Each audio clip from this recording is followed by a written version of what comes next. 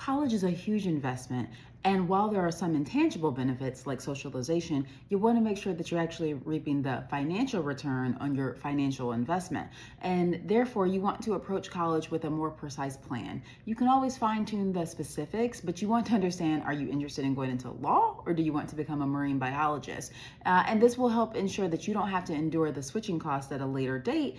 So first, we're going to start with metrics of student success. So first, graduation rate, understanding how many of the students actually graduate within 5 years of matriculation.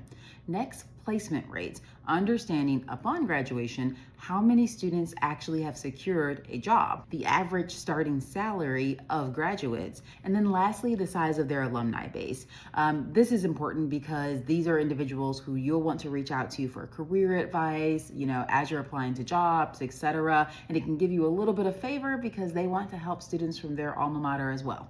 Next, we're going to get into a series of metrics that help you understand the school quality. So first here, we're going to start with the selectivity of admissions. The reason that, an employer might select you for a particular role is because that degree signals something about, your profile, your capabilities, your work ethic, etc., right? And the more selective the college, the higher that signal value is.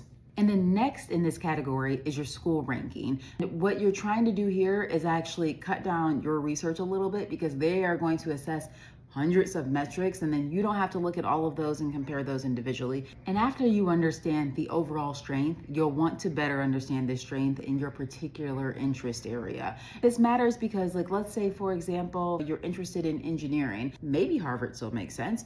Maybe instead of Harvard, you might want to go to an MIT or Stanford or places that are more well known for STEM. And then lastly in this area is their career services support.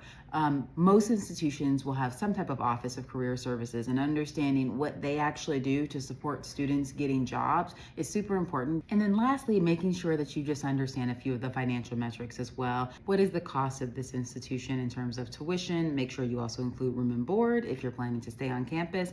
And lastly, the percentage of aid that's typically met by this university. And so you can determine how much of your need will be met by an institution via grants, scholarships, and then note that this also includes work studies and loans as well.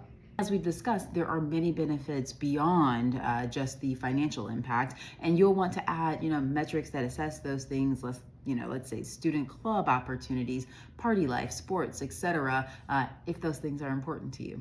Whichever metrics end up on your final list, make sure you're taking time to prioritize those metrics and start the process of evaluating and making this very important decision. Good luck.